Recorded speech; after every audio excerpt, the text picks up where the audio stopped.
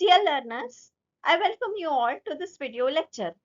I am Dr. Kanchi Bajpai, an assistant professor, guest faculty, Pandit Sundarlal Sharma, Open University, Chhattisgarh, Bilaspur. Before proceeding further, let's have a quick recap what we have learned already. We have learned the course orientation of the history of English literature, under which I have dealt with topics like the breadth of the history of English literature and how to study literary history. I have also mentioned important events and moments like Lollards movements, peasants movements, Black Death, the Hundred Years' War. And now in this topic, I am going to deal with the topic of the night, written by Geoffrey Chaucer in his beautiful masterpiece work, The Canterbury Tales. His character is a social satire which is mentioned in the general prologue of the Canterbury Tale. Now let's begin.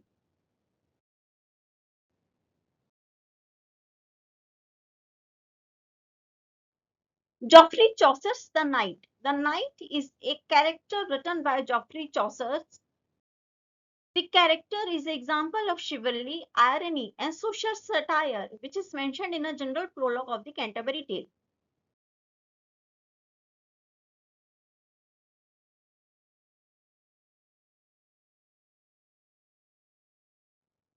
Chapter 1 is about introduction to the general prologue.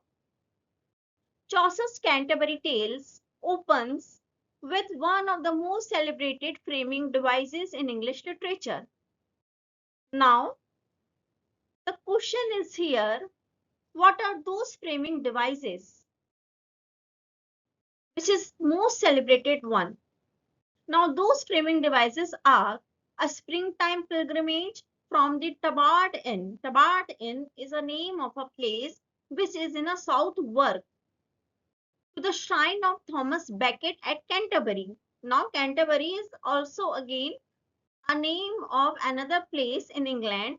A group of pilgrims is going from Tabard Inn to Canterbury. Within this frame narrative, Chaucer introduces a cross section of 14th century English society, 30 pilgrims whose portraits range from the devout to the debased. The knight is the first character described, and this is no accident. His position at the head of the catalogue reflects the medieval three estates. We have already dealt with the topic three estates earlier in my video. You can see my previous videos for the feudal system, that is three estates description. In Canterbury Tales, Chaucer also mentioned three states, reflection of the medieval society. That is, those who fight, those who pray, and those who work. These three comprises together to form three states. By opening with warrior class, Chaucer signals both respects for the feudal hierarchy and perhaps a quiet irony about its relevance in a rapidly changing England. Now, why the order matters? Medieval states literature typically ranked society's pillars in descending order of perceived importance. The knight's pride of place isn't merely polite, it's structural.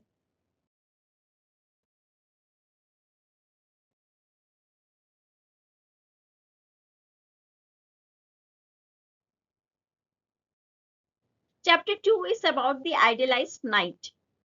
Chaucer's waste no time stabilizing the knight as a paragon of the traditional chivalric code. Now, in this slide, I have mentioned why knight is an ideal character, because this character shows the paragon of the traditional chivalric code of the medieval society, which idealized blend of prowess, Christian pity, and courtly refinement that dominated aristocratic self-image throughout the High Middle Ages. His portrait reads almost like a checklist of a knightly perfection. That very completeness is what makes a scholar pause. First is truth, which is loyalty and fidelity. A knight's word was his bond, both to his lord and to the broader Christian cause.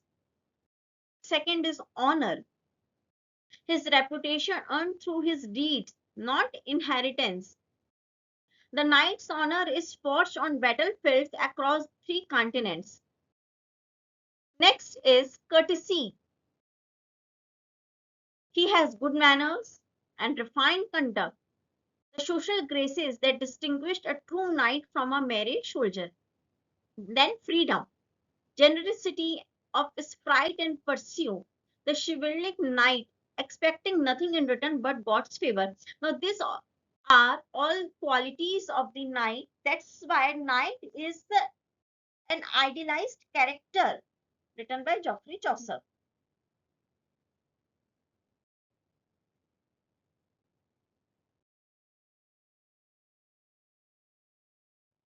Chapter 2 is about military record, the universal criticism. What are his military records? Chaucer provides the knight with a strategically extensive military resume, 15 separate campaigns spanning from the Baltic to the Mediterranean. The geography alone is breathtaking. Alexandria and Egypt, Persia and North, Russia, Granda and Ibria, and North Africa. No single historical English knight fought in all these theatres, which raises a tantalizing question. Is this biography or hyperbole? Northern Crusades, Persia, Lithuania, and Russia. This all covers the Northern Crusade, the titanic campaigns against pagan people of the Baltic. And through his Northern Crusade, he covers his campaigns which is against the pagan peoples of the Baltic. Pagan peoples are those people uh, who are responsible for the attacks to the Baltic society. Now, Ibrian front, Granda and Algerix against the Moors in Spain. Moors means people who are foolish. Eastern Theatre, Alexandria, Turkey, and North Africa, the Holy Land campaigns of Christendom. Now you can also pause the video to take certain notes.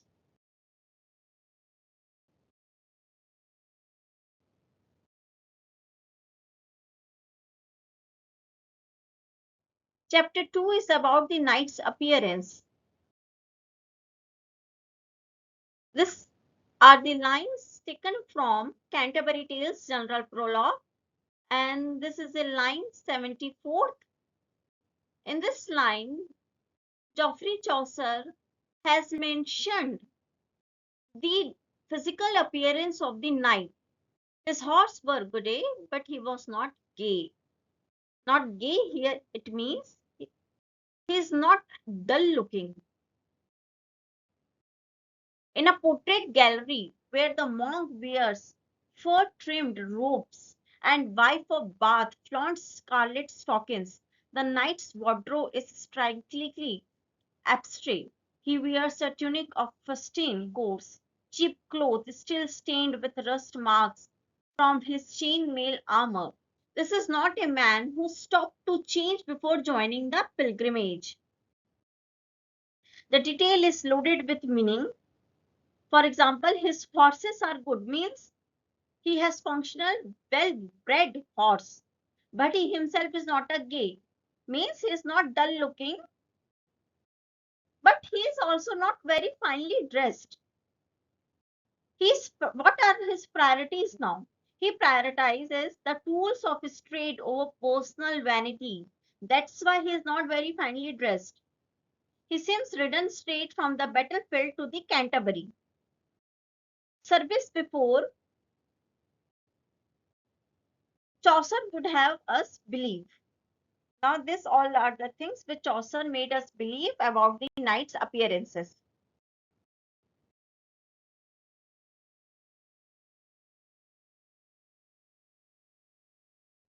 Chapter 3 is about the social satire. Now, why his character is mentioned as a social satire?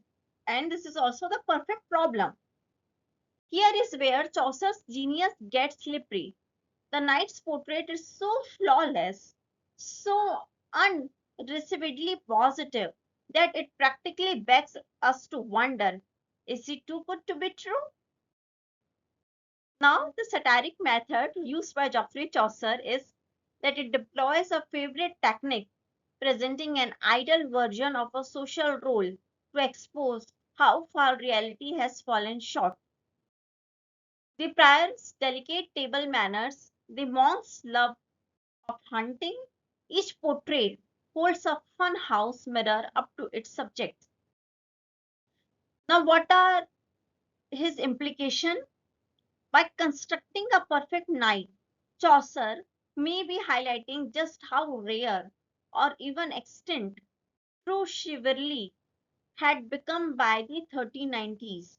The portrait function as both tribute and elegy, a celebration of what knighthood ought to be,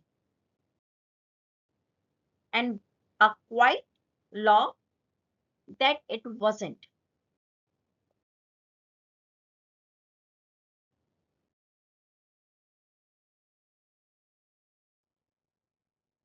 Now, chapter 4 talks about mercenary or moralist. The scholarly debate over knight's true nature remains one of the liveliest in Chaucer's studies. Dig beneath the glowing surface, and the military records start to look rather less pristine. Because of his several journeys, like when he sees Alexandria in 1365, he was a soldier of fortune. It's a question. Now, the faithful reading. This all covers the debate that whether is he a mercenary or a moralist. You can pause the video to have a deeper study.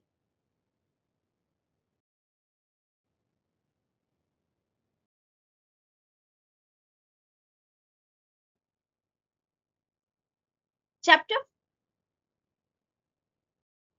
4 again is about the knights versus the square, a generational continuity. The square is a child of the knight. The square's character is also mentioned in the general prologue of the Canterbury Tale by Geoffrey Chaucer. Now Chaucer places the knight as his son, the square, in deliberate juxtaposition. Now, why it is a juxtaposition? Because through his character, he has mentioned the generational gap, and the contrast is devastating. If knight embodies functional chivalry, the square represents its transformation into something purely decorative. The knight. What are the qualities of the knight? Battle worn and humble, stained, fustian tunic, priorities duty over display, fights in disdain, fisheries for Christendom. Now, what are the qualities of the square mentioned by Geoffrey Chaucer? Fashionable and flirtatious, embroidered like a meadow, curly hair, singing love songs, fight to Flanders to win his lady's grace. Now, because of all these qualities, they have the generational gap, or we can say that because of the generational gap, they have all these qualities. That's why it's a juxtaposition. The satire here is generational. The old knight fights for God. The young squire fights to impress girls. Now you understand that why his character is a social satire.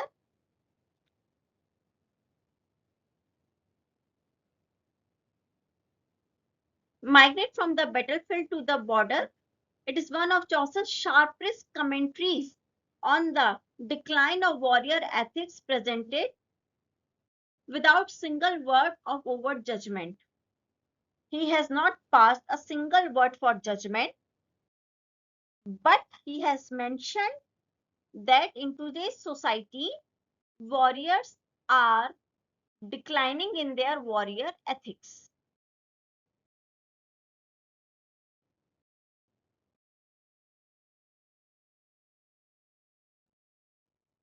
Chapter 5 is meek as a maid. Perhaps the most arresting detail in the knight's portrait is Chaucer's description of his demeanor as meek as is a maid. For a man who has spent decades killing people across 3 continents, this gentleness is a startling paradox. Now, why this is a literary paradox? Because a gentle warrior, true, appears across medieval romance from Sir Gawain to Lennecourt. Chaucer both invokes and interrogates this convention. Yet it precisely that paradox that medieval chivalry theory demanded.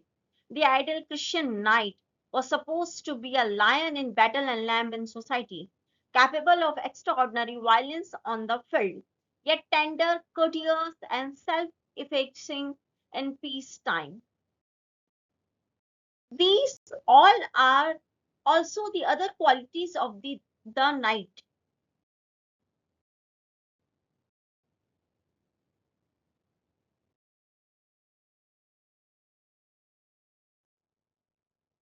Now, the second part of the chapter 5 is about the knight's place in the 3 states. First, what are these 3 states again? First is those who fight, those who pray, and third is those who work. The knights represents the first one, the bellicose, which is those who fight, because he is a warrior class. He belongs from a warrior class. He was a warrior that occupied the apex of the feudal system of the pyramid. He is at the top position because he is a warrior. Chaucer places him first in the general prologue to honor this hierarchy. By the 1390s, that hierarchy was crumbling. The Black Death has empowered these classes. The Peasants' Revolt of 1381 had shaken aristocratic confidence, and this was all because of the accumulating wealth that rivaled that gentry.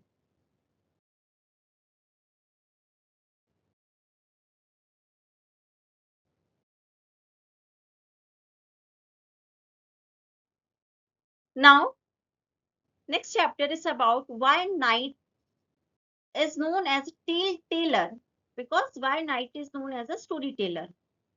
When Harry Bailey, the host of the Tabat Inn, orchestrated the storytelling competition.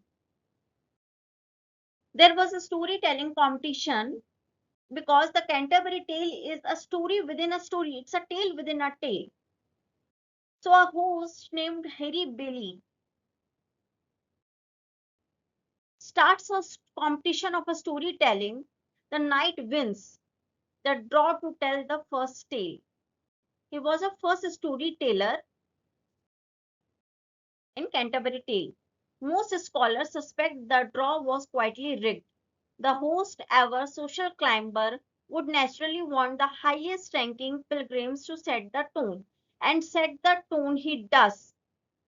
The Knight's Tale is a serious philosophical romance drawn from Boccaccio concerning two noble cousins who compete for the love of a lady. It deals with fate, honor, and capricious cruelty of the gods. Weighty themes that establish an elevated baseline for the entire pilgrimage.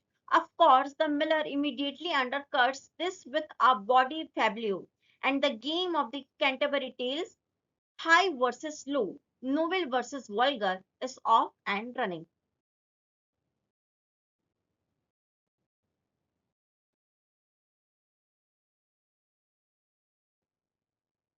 Now, Canterbury Tales and his character, the knight, is also a satire of wealth and horses.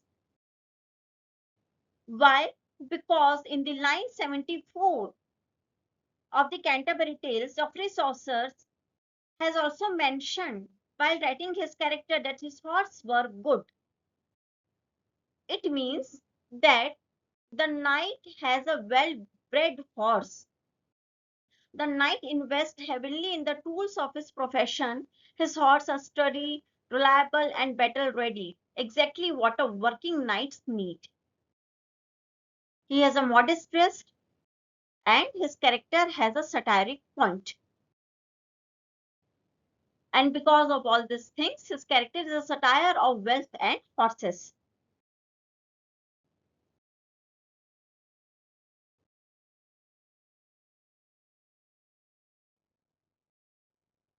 Now, his character is a reality of 14th century warfare. Through his character, Geoffrey Chaucer has shown the reality of the war during 14th century. Wars like the Hundred Years' War, gunpowder's arrival, the Longbow Revolution, this all were the wars of the 14th century.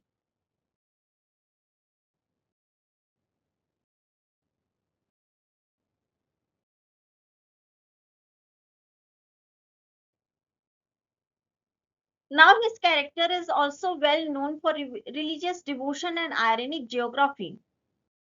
He was a sincere pilgrimage. The knights undertakes a Canterbury journey to doom his pilgrimage and give thanks to God, unlike the monk and the friar. That's why it is a satire, because monk and friar know to be a sincere pilgrimage, but here it's just opposite happening. The knight is a sincere pilgrimage, unlike monk and friar. The knight's religious intent appears genuinely sincere, a rarity in the general prologue's parade of spiritual hypocritics. Now the geography irony, while the knights fought abroad in heathen lands to defend the faith, the church at home was becoming deeply corrupt. It shows the geographical irony.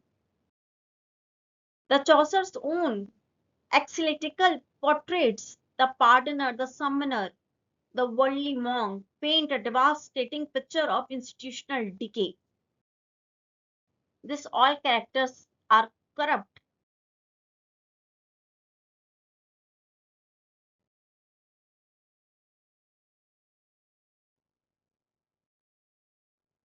Now the language of the knight.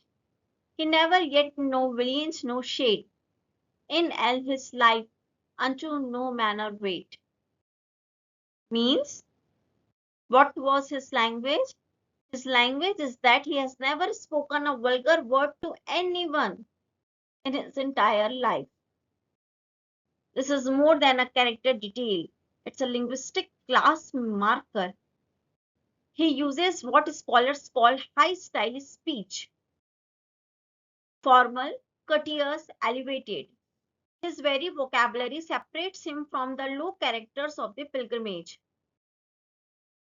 Now we can consider his character in a contrast with the miller, because when Miller speaks, the language is earthly, bady, and physical. When the knight speaks, it is measured and philosophical. This is understood by Chaucer that how you speak defines who you are. That's why the knight's character is an ideal character.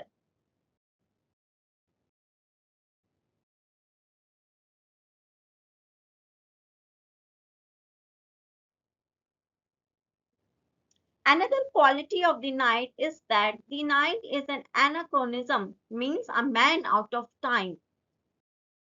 Strip away the literary technique, and what remains is a haunting figure, the knight as an anachronism, a man strained in the wrong century.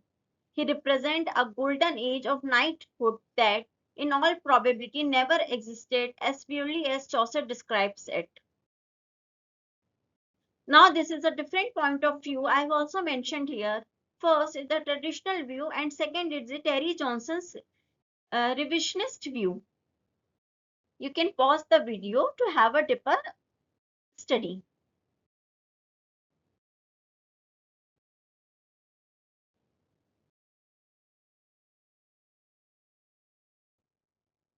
Now, what are the key themes of his character? This all are the interconnected themes like war versus peace, decline of feudalism, appear versus reality. These all themes are interconnected with each other, and this all shows the character of the knight.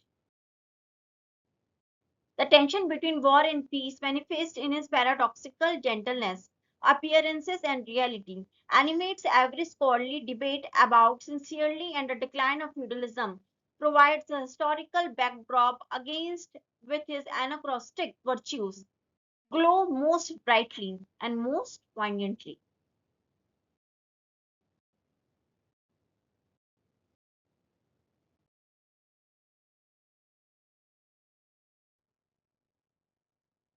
Now, in my conclusion, I have to say that his character is the anchor of the pilgrimage because Chaucer has mentioned his character as a righteous pilgrimage. All other characters mentioned by him, like the drunken miller, the corrupt pardoner, and the bawdy wife of Bath, all these are the corrupt character mentioned by him. His character is also a tribute, elegy, and satire. Perhaps for all these qualities which he has is all three at once. And because of all these things, this is still a proving arguments in seminar rooms across the world. Now, that's all for today.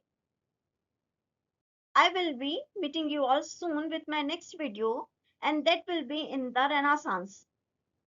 Thank you all for joining me today. That's all for today.